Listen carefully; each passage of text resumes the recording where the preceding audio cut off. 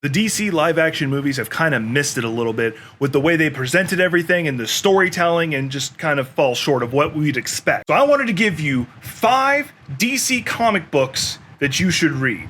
With that in mind, welcome back, this is Jack.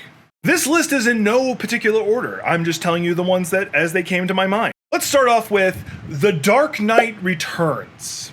This one is monumental in the story of Batman because it is the first comic book to illustrate that he's as crazy as the people he brings in. This takes place 10 years after he had retired and then suddenly was not able to be retired anymore. He suddenly just found himself being Batman again, that he has a compulsion to be Batman, and the repercussions of him returning.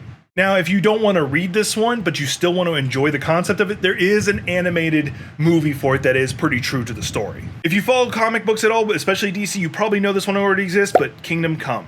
This is another future comic that takes place after Superman had retired because of the death of Lois Lane by the Joker.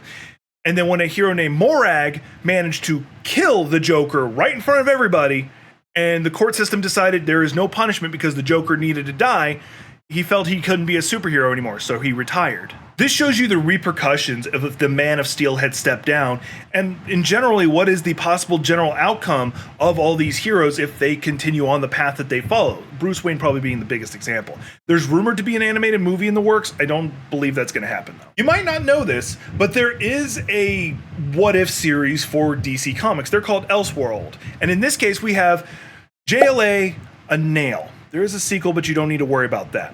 But the JLA nail is under the concept of, what if Superman did not become Superman?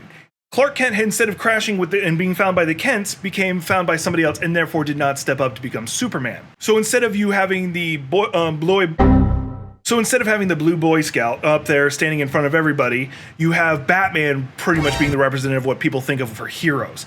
It doesn't end well for them, and it tells a really interesting concept. I will spoil this, Superman eventually does pop in, but you'll see. You're probably going to guess that there's going to be another Batman one, and here it is. Batman: A Killing Joke. If you didn't think I was going to include this on this list, you're wrong.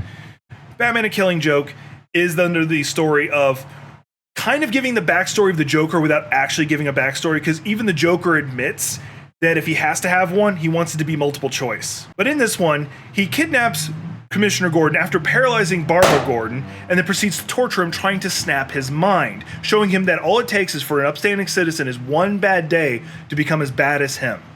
There is an animated movie, however, I'm not a huge fan of it because it has like this weird Barbara Gordon-Bruce Wayne relationship at the beginning that I don't remember being in the graphic novel.